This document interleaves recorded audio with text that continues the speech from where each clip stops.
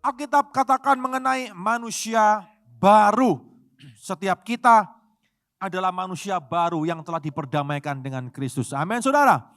Dan sebagai manusia baru kita harus sadar satu hal.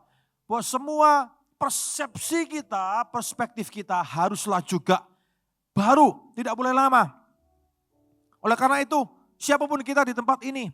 Kita sebagai anak, sebagai suami, sebagai istri, sebagai orang tua, menantu, mertua, sebagai seorang pimpinan mungkin, ya, sebagai seorang katakan apapun juga profesi saudara. Saudara, bagaimana kita bisa menjadi manusia baru adalah dengan kita selalu berkaca kepada Kristus. Amin. Berkaca kepada Kristus, pribadi yang tertinggi, pribadi yang tanpa noda dosa, pribadi yang tidak bercacat celah, yang agung, yang mulia, di mana semua kita, semua orang percaya harus selalu setiap saat, setiap hari di dalam ketidaksempurnaan kita harus selalu melihat kepada Yesus, berkaca kepada Yesus, melihat Dia sebagai role model kita, junjungan agung kita, sehingga kita akan selalu disempurnakan dari waktu ke waktu, waktu ke waktu untuk menjadi seperti Kristus. Amin saudara. Bukan menjadi Tuhan seperti Yesus, tapi sikap kita, perspektif kita, perilaku kita, karakter kita, sifat kita tambah lama, tambah diubahkan untuk menjadi seperti Yesus. Katakan amin. Itu namanya pertumbuhan, itu namanya manusia baru. Kita nggak bisa ngomong, ya aku ini sudah seperti ini, aku nggak bisa berubah. Bapak Ibu, seberapa usia kita hari ini? Kalau kita ngomong kita tuh sudah seperti ini nggak bisa berubah, berarti kita ini sombong. Hanya orang sombonglah yang tidak pernah mau berubah. Setiap kita, kalau masih bisa hirup nafas, kita harus terus-menerus diubahkan menjadi seperti Yesus dari waktu ke waktu. Amin saudara. Oleh karena itu, ketika kita ada di dalam Yesus, ketika Yesus telah bangkit bagi kita, maka kita pun akan dibangkitkan. Hari ini kita dibangkitkan, tapi nanti juga kita akan dibangkitkan. Kita akan dipakaikan manusia, dipakaikan tubuh yang baru. Tapi kan nanti, belum waktunya sekarang. Nanti ketika Yesus datang kedua kali, kita akan dibawa kepada kekekalan. Tapi sekarang ini bagaimana? Sementara Yesus belum datang untuk yang kedua kali. Karena itu pun juga Paskah bukan? Paskah juga mendeklarasikan bahwa Yesus akan datang untuk yang kedua kali. Dia tidak pernah berbohong. Dia tidak pernah tidak menepati janjinya. Cuma kadang kala orang main guamia Kristen itu. Hitung waktunya disebarkan salah saudara. Ya kan? Itu kesalahan manusia. Tapi dia pasti datang untuk yang kedua kali. Oleh karena Kolose pasal 3 ayat yang kelima katakan seperti ini. Sebagai manusia baru di dalam Yesus. Manusia baru di dalam Yesus. Manusia yang selalu berkaca kepada Kristus. Seorang suami atau istri yang selalu berkaca kepada Yesus akan terus menerus disempurnakan. Akan menjadi pribadi yang jauh lebih baik. Suami yang lebih baik.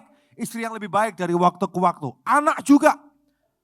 Orang tua juga, menantu juga, mertua juga, semua kita akan lebih baik dari waktu ke waktu kalau kita terus berkaca kepada Yesus. Amin saudara. Jangan berkaca kepada yang lain. Jangan ngefans kepada yang lain, termasuk pendeta sekalipun karena pendeta juga manusia. Ngefans kepada Yesus. Berapa banyak orang ngefans kepada manusia, akhirnya apa? Ya akhirnya jadi sama seperti manusia itu.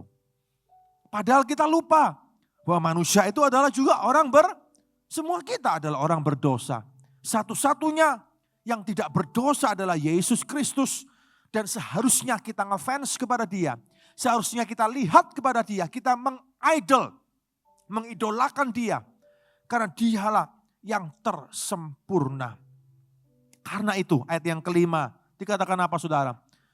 Apa? Dikatakan apa? Matikanlah dalam dirimu segala sesuatu yang duniawi. Yaitu apa? Alkitab katakan ada percabulan, ada kenajisan, ada hawa nafsu, nafsu jahat, keserakahan yang sama dengan penyembahan berhala. Semua itu sebetulnya penyembahan berhala. Semuanya itu mendatangkan murka Allah. Dahulu kamu juga melakukan hal-hal itu ketika kamu hidup di dalamnya. Tapi sekarang beda. Sekarang buanglah semuanya itu, yaitu marah, geram, kejahatan, fitnah, dan kata-kata kotor yang keluar dari mulutmu. Jangan lagi kamu saling mendustai, karena kamu telah meninggalkan manusia lama serta kelakuannya, dan telah mengenakan manusia baru yang terus menerus, artinya terus saudara, continually, terus menerus, setiap saat, setiap waktu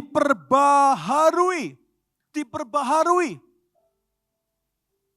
Ya, yang dulu suka omong kotor, dulu satu hari bisa 1000 kali Pak, sekarang lumayan lah 500 kali, itu bukan pertobatan namanya saudara, sama aja bohong itu. Ya, enggak bisa sistem cicilan seperti itu.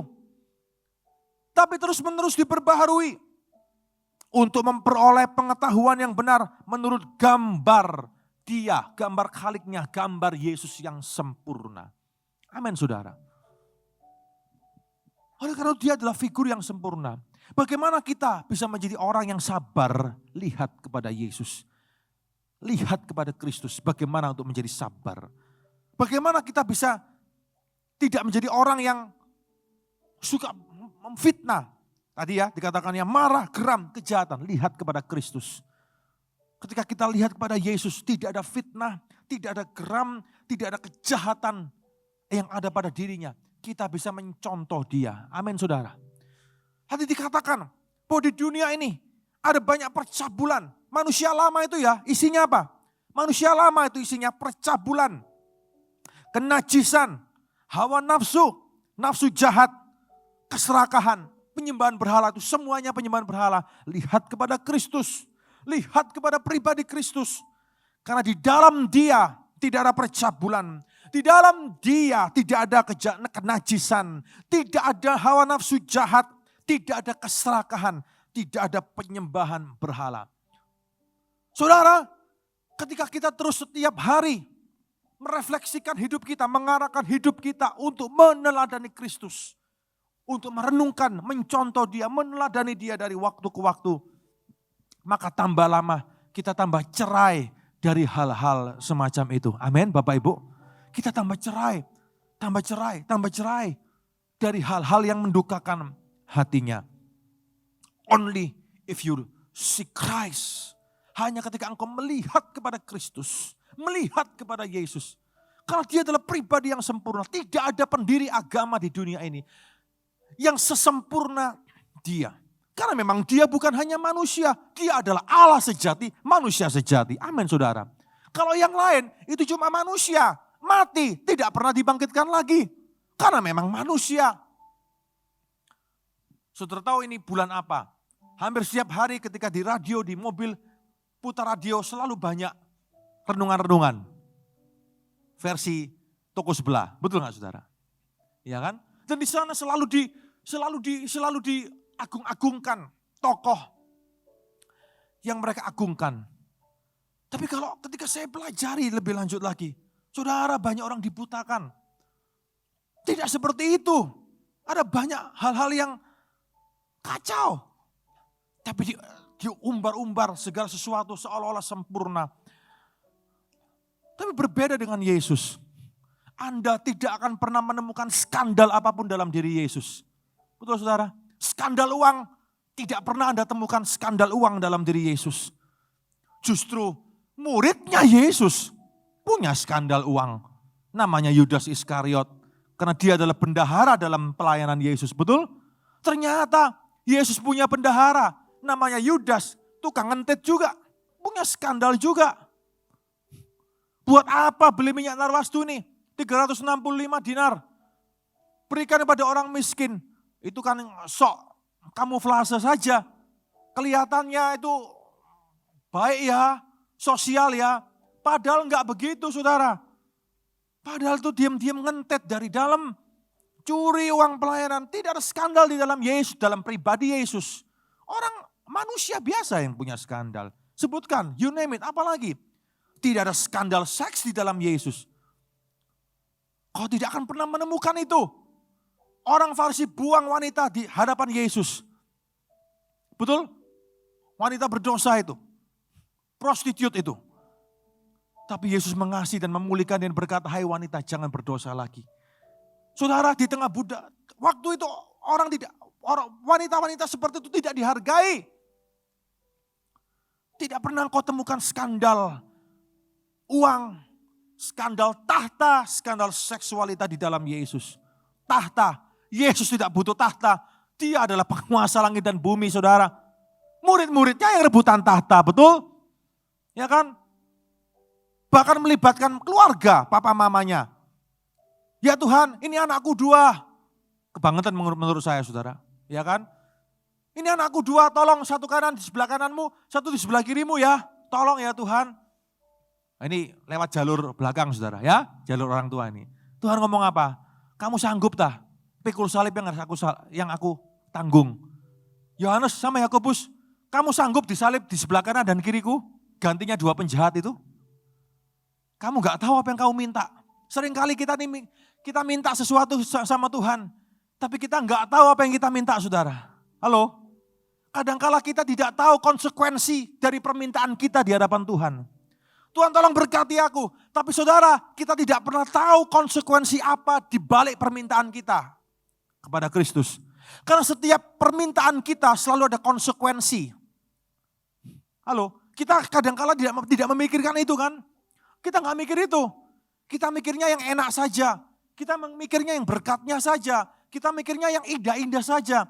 Tapi semakin kita kenal Tuhan, Tuhan Yesus Kristus, semakin kita tahu bahwa setiap permintaan kita selalu ada konsekuensi di baliknya. Papa mamanya nggak ngerti Yohanes sama Yakobus ini. Sanggup tak anakmu itu disalib, harus menderita hancur seperti aku di kanan dan di kiriku? Sanggupkah? Nggak sanggup loh. Maka dari itu, jangan minta kalau sama Tuhan, jangan minta terlalu kebangetan. Amin Bapak Ibu Saudara-saudari. Halo? Jangan minta yang kebangetan. Ya. Kalau minta sama Tuhan, minta yang Tuhan yang sesuai saja dengan ukuranku. Kalau kebesaran yang kita minta susah saudara. Enggak sanggup kita menggapainya. Enggak sanggup kita nompo. Kata orang Jawa. Enggak sanggup. Enggak sanggup. Kemarin sempat ada, Pak Slamet sempat kirim satu artikel tentang, saudara tahu enggak? Dan banyak sebetulnya kisah-kisah yang lain. Fakta-fakta penyalipan, fakta-fakta yang mungkin hari ini kita tidak tahu kalau dilihat secara budaya macam-macam ya saudara ya. Tapi ini contoh salah satu saja. Ya, sama kemarin ngomong di grup memimpin, nanti kalau kapan-kapan Tuhan izinkan kita bisa sama-sama ke Holy Land.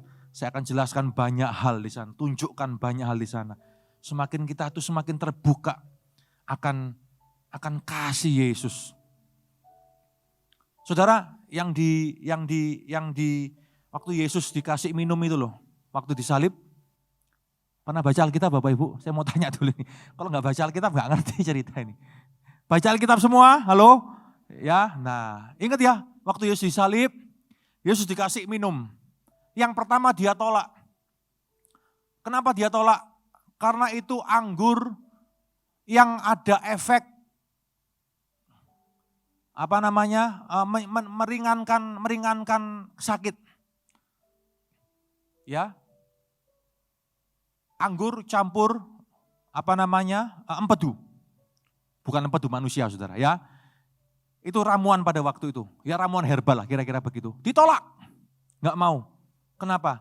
Karena penderitaannya adalah penderitaan yang sempurna bagi saudara dan saya. Amin. Supaya dia bisa bangkit dan menang dengan sempurna. Tapi yang kedua, dia minum.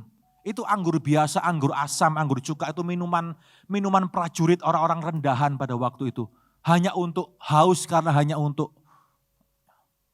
kerongkongan saudara. Tidak ada efek meringankan sedikit pun di sana. Tapi intinya adalah itu. Yang dipakaikan itu. Yang dipakai untuk minum bukan sendok. Tapi daun. Itu kalau bahasanya spon, tapi sponnya bukan spon kita hari ini ya. Itu daun dari tanaman hisop namanya, tanaman di Israel, tanaman di Timur Tengah. Itu tanaman bisa dibuat obat macam-macam, tapi kalau sudah nggak kepake lagi, untayan daunnya itu dibuat apa saudara? Tak ceritain sedikit ya, jangan jijik ya. Ya, dulu tuh kalau zaman Yesus banyak orang toilet umum. Ini zaman orang dulu ya, toilet umum. Nah, kalau orang maaf lagi habis selesai buang air besar tuh ada petugas toilet saudara. Ya, yang membersihkan. Pakai spon dari tanaman hisop itu. Dan itu yang dipakai oleh prajurit Romawi itu untuk diminumkan ke Yesus, dicelupkan ke anggur itu, diminumkan. Itu adalah tanda penghinaan besar. Saudara, itu yang Yesus buat untuk saudara dan saya. Maka dari itu Paskah Jumat Agung itu tidak boleh kita lewatkan begitu saja. Minggu-minggu Paskah, 1 minggu ini seharusnya Anda banyak refleksi, banyak merenungkan cerita-cerita makna-makna di balik penderitaan Yesus, sengsara Yesus, pengorbanan Yesus bagi saudara dan saya. Sehingga kau tahu betapa besar cinta Yesus bagi saudara dan saya. Sehingga penghinaan yang paling hina, dia tanggung. Bukan cuma sakit, bukan cuma penderitaan, badannya sakit, dicambuk dan sebagainya. Tapi penghinaan sedemikian besar itu, dia tanggung untuk saudara dan saya. Saudara tidak akan pernah menemukan skandal apapun di dalam diri Yesus. Tidak akan pernah menemukan sedikit pun kesalahan dalam diri Yesus. Kalau engkau semakin melihat dia, mempelajari tentang dia, engkau hanya akan melihat kesempurnaan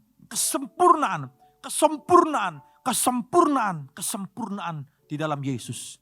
Dan dia sebagai pribadi yang sempurna itulah di mana setiap kita yang masih berdosa ini, kita harus terus belajar dari waktu ke waktu. Amin. Harus belajar melihat kepada dia. Jangan belajar dari engkong saudara, karena engkong saudara juga manusia berdosa. Bukan berarti tidak menghormati engkong, harus hormati orang tua, harus hormati semua yang lebih senior. Amin saudara. Ya harus hormati, harus dengarkan maksud saya. Tapi lebih daripada kita mendengarkan orang yang lebih senior dari kita, tapi lihatlah kepada dia Raja segala raja. Yang telah memberikan semuanya, menanggung semua kehinaan dan menanggung semuanya bagi saudara dan saya. Kau tidak pernah akan menemukan itu. Kalau Yesus tidak pernah ada skandal. Kalau Yesus tidak pernah ada skandal di dalam 3 hal itu. Maka setiap kita sebagai manusia baru, kita terpanggil juga untuk kita bersih dan tidak bercacat di dalam 3 hal itu. Amin Bapak Ibu Saudara-saudari. Dan ini perjuangan. Ini perjuangan dari waktu ke waktu. Ini perjuangan dari hari ke hari. Karena sebagai manusia berdosa, setiap kita bisa saja terpleset kalau kita tidak berhati-hati. Amin. Setiap kita bisa saja terpleset kalau kita tidak berhati-hati. Oleh karena itu kita harus terus melihat kepada Yesus. Bagaimana aku bisa menjadi seorang suami yang lebih baik? Lihat kepada Yesus, lihat contoh Yesus. Bagaimana aku bisa menjadi istri yang lebih baik? Lihat kepada Yesus, lihat contoh dia, pelajari dia. Bagaimana aku bisa menjadi orang tua yang lebih baik? Lihat kepada dia, contoh dia saudara, contoh dia. Contoh karakternya, sifatnya, kasihnya. Lihat pribadinya, contoh dia. Lihat bersihnya dia. Agungnya dia, bersihnya. Bagaimana aku bisa menjadi pelayan Tuhan yang lebih dewasa, yang lebih baik, menjadi hamba Tuhan yang lebih baik. Lebih seperti dia dari hari ke hari, lihat kepada dia, lihat contoh, pelajari dia. Menjadi seperti kau Yesus, menjadi seperti kau Yesus. Pikiran, perasaan, perbuatan. Menjadi seperti Yesus, itu adalah goal tertinggi dari umat Kristen. Halo. Amin saudara.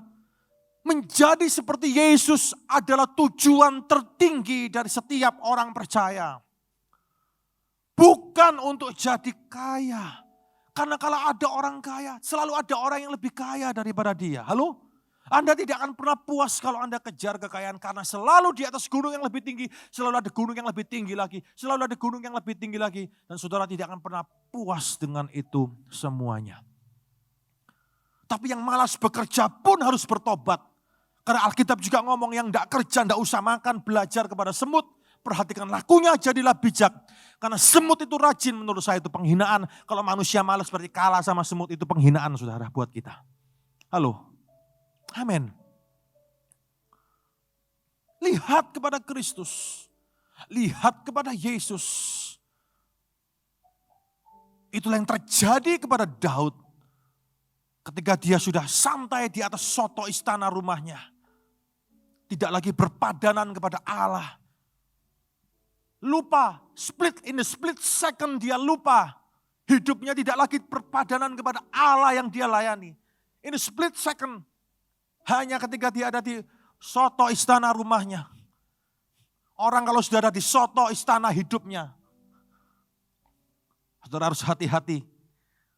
Karena di sanalah awal mula kejatuhan Daud.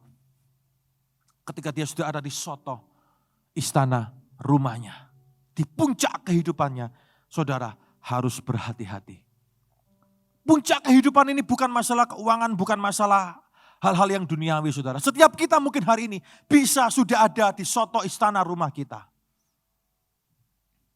Amin. Amin. Bisa saja. Bisa saja. Oleh karena setiap hari Bapak Ibu Saudara-saudara kita harus terus melihat kepada Yesus. Melihat kepada Kristus.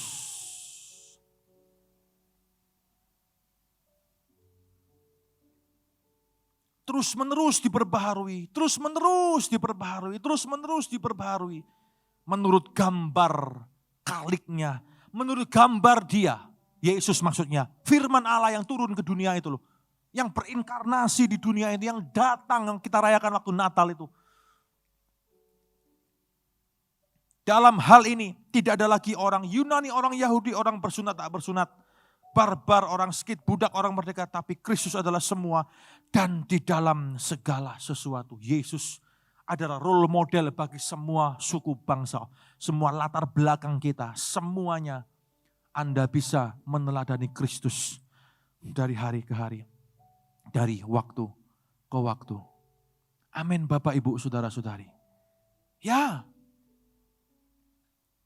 jangan contoh tokoh-tokoh di dunia ini. Anda akan menyesal mencontohnya. Berapa banyak orang kecewa ketika dia telah mengidolakan seseorang, bahkan kalau itu orang Kristen pun. Ternyata ketika terbongkar semuanya, kecewa langsung. Betul gak saudara? Ternyata gak seperti yang digembor-gemborkan selama ini. Gak seperti yang di TV selama ini. Gak seperti yang di media sosial selama ini. You will be surprised. Bahkan banyak orang Kristen, banyak tokoh-tokoh Kristen pun yang akan mengecewakan saudara. Karena mereka toh adalah manusia biasa. You will be surprised. Bahwa kejatuhan-kejatuhan orang dari soto istana itu gak cuma 1-2 kali, gak cuma hari ini. Tapi akan ada cerita-cerita selanjutnya saudara. Karena setiap manusia kalau tidak berhati-hati pun bisa jatuh dari soto istana rumahnya. Amin. Amin. Saya tidak perlu sebut nama, banyak sudah beredar di mana-mana.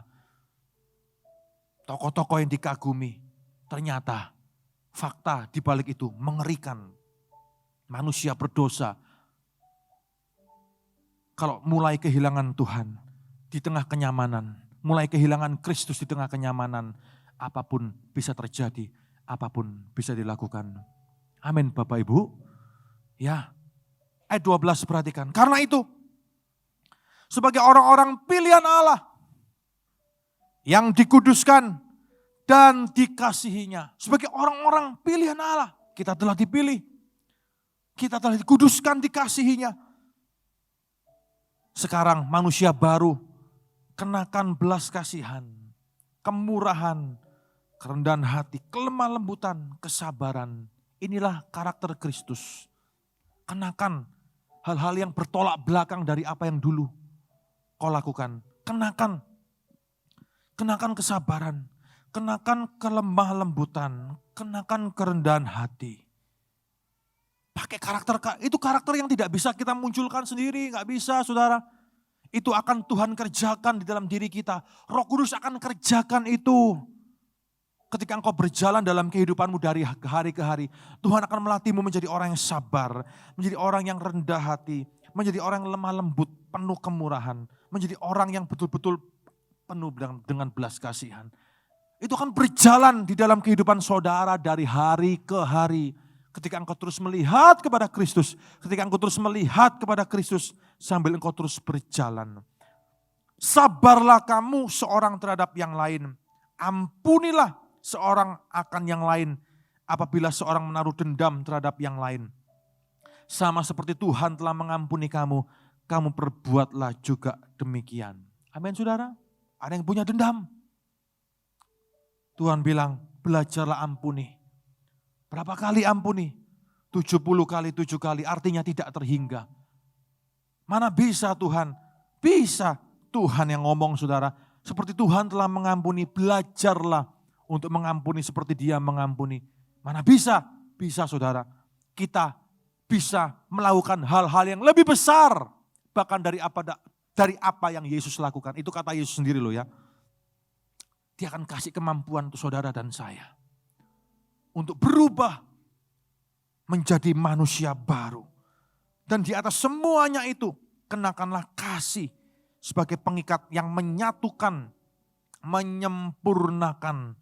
Dan hendaklah damai sejahtera Kristus memerintah di dalam hatimu. Karena untuk itulah kamu telah dipanggil menjadi satu tubuh dan bersyukurlah senantiasa. Saudara, mari kita menjadi manusia baru.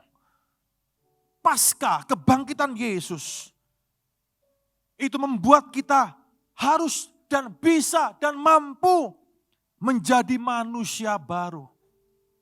Yang berbeda dari yang sebelumnya. Berbeda dari apa yang telah kita buat di masa lalu kita. Kita diperbarui sekarang menjadi pribadi yang jauh lebih baik. Pribadi yang jauh lebih baik, lebih dewasa, lebih. Saya tidak ngomong kita sempurna. Karena kita ini masih manusia. Tapi kita akan jauh lebih baik dari waktu ke waktu. Menjadi seperti Yesus. Dalam pikiran, dalam perasaan, dalam perbuatan. Menghargai orang lain, menghormati orang lain. Mengasihi orang lain. Mengalahkan apa yang ada di dalam diri kita. Amin Bapak Ibu. Mengalahkan, kalau bahasa Alkitab tadi. Ya, mengalahkan banyak orang gelap mata, gelap nafsu, gelap hati hari-hari ini. Oleh karena tekanan hidup yang semakin hebat. Oleh karena kebutuhan perut saudara. Oleh karena semua harga naik, inflasi terjadi. Di seluruh dunia termasuk di Indonesia. Semua kita mengalami hal yang sama. Banyak orang sekarang gelap mata, gelap hati, gelap nafsu. Karena tekanan kehidupan. Dan banyak orang sudah tidak lagi berdiri teguh di atas kebenaran. Mulai mengkompromikan kebenaran.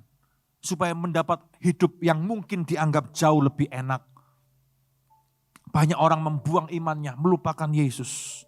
Tidak lagi hidup sesuai dengan apa yang Tuhan mau.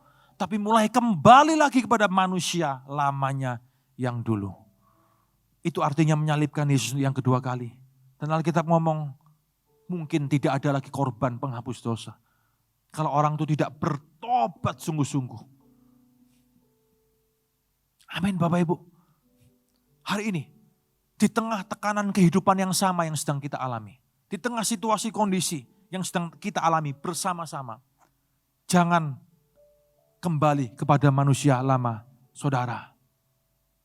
Tapi berubahlah menjadi manusia baru di dalam Yesus.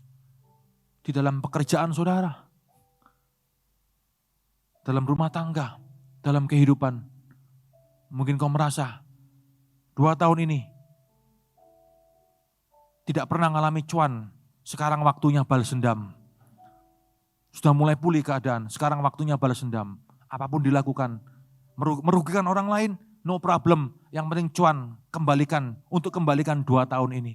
Dan saudara ambil gila-gilaan sikat kanan, sikat kiri, buat ini dan buat itu, merugikan orang lain jatuh kanan kiri, terserah. Survival of the fittest. Yang kuat yang menang, itu kan hutan rimba, hukum rimba namanya saudara. Berapa banyak orang seperti itu. Sudah gelap mata, gelap hati. Kalau sudah gelap hati, gelap mata, gak peduli lagi. Manusia jadi serigala bagi sesamanya. Gelap mata, gelap hati. Lalu dibarengi dengan gelap nafsu. Lengkap sudah. Ini yang namanya unholy trinity. Trinitas yang tidak kudus. Harta, tahta, seksualita. Gelap mata, gelap hati, gelap nafsu. Itu manusia lama saudara. Tapi hari ini, Paskah ini mengingatkan kita bahwa kita sekali lagi dipanggil kepada God man, that God man. Manusia yang sempurna itu. Manusia Allah yang sempurna itu. Yesus Kristus. Hiduplah mencontoh dan meneladani dia. Karena akhlaknya sempurna. Amin saudara. Tidak pernah ada skandal. Tidak pernah ada noda dosa. Tidak pernah ada kenajisan sedikit pun di hadapan dia. Itulah Yesus Kristus. Kalau hari ini kita telah dipilih, mari kita betul-betul meneladani Yesus di dalam kehidupan kita. Kita akan jadi mama yang jauh lebih baik. Kita akan jadi papa yang jauh lebih baik. Kita akan jadi orang tua yang lebih baik. Kita akan jadi suami, istri, jadi orang tua, jadi anak, jadi menantu, jadi mertua yang lebih baik daripada sebelumnya. Kita akan jadi pimpinan yang lebih bijaksana, lebih baik di kantor kita, di perusahaan kita. Amin saudara. Kita akan jadi karyawan yang lebih baik, lebih tanggung jawab, bersih. Kita akan jadi yang lebih baik, pelayan Tuhan yang lebih baik. Pelayan Tuhan yang semakin lurus, kita akan jadi hamba Tuhan yang lebih lurus. Yang semakin lurus. Kalau semuanya lurus, gerejanya juga semakin lurus. Pengajarannya semakin bersih, firmannya semakin lurus. Tidak bolak-balik tergantung keinginan dan semuanya. Tapi semakin lurus, semakin lurus, semakin lurus. Kalau kita terus berpadanan kepada Kristus, melihat, mencontoh Kristus di dalam kehidupan kita. Amin Bapak Ibu Saudara-saudari. Haleluya. Mari kita contoh dia. Haleluya. Ayat 16 terakhir. Hendaklah perkataan Kristus diam dengan segala kekayaannya di antara kamu. Firman Tuhan diam di antara kamu. Hendaklah firman-Nya, perkataan-perkataannya itu kesukaan hati kita. Diam di dalam kamu. Sehingga kamu bisa cakap ngajar dengan hikmat, menegur dengan apa? Dengan nyanyian rohani, dengan maksudnya dengan apa? Dengan firman. Kalau dulu firmannya dinyanyikan. Kalau kita sekarang bisa saling menguatkan dengan WA, dengan apa? Dengan renungan yang kita bagi dengan firman, dengan firman, dengan firman, dengan firman. Dan segala sesuatu yang kamu lakukan dengan perkataan atau perbuatan, lakukan semuanya dalam nama Tuhan Yesus. Sambil mengucap syukur oleh Dia kepada Allah Bapa kita. Biarlah kekayaan firman Tuhan ada di dalam hidup kita. Saudara mau jadi seperti Yesus. Biarlah kekayaan firman Tuhan ada di dalam hatimu, dalam pikiranmu, dalam perkataanmu. Benamkan dirimu di dalam firman Kristus. Benamkan dirimu dalam firman Kristus. Cek diri kita setiap hari. Amin saudara. Cek diri kita setiap hari. Saat teduh, pagi, malam, cek diri kita setiap hari. Aku sudah seperti Yesus belum hari ini. Aku lakukan apa? Aku salah apa hari ini? Aku salah ucap apa hari ini? Aku marah enggak hari ini? Aku marah sama siapa hari ini? Mungkin aku kelepasan tadi. Misui tukangku. Misui karyawanku. Aduh Tuhan, aku kok masih ngomong kotor. Ampuni aku Tuhan. Tolong berikan aku kasih karuniamu, anugerahmu. Untuk aku enggak ngomong kotor sekalipun lagi marah di kantor. Saudara, you can be a better person. Bisa jadi lebih baik, amin. Amin. Apa yang sudah aku lakukan hari ini? Apakah aku sudah jadi seperti Yesus di kantorku? Bagi pimpinanku, bagi rekan-rekanku. Di pelayanan. di CG, dimanapun juga berada. Apakah aku sudah jadi representasi Yesus, wakil Yesus, mencerminkan Kristus dimanapun aku berada, terutama di dalam keluarga. Kalau kita merasa, aduh masih jauh, jangan menyerah. Karena Tuhan tidak pernah menyerah dengan kita. Amin saudara.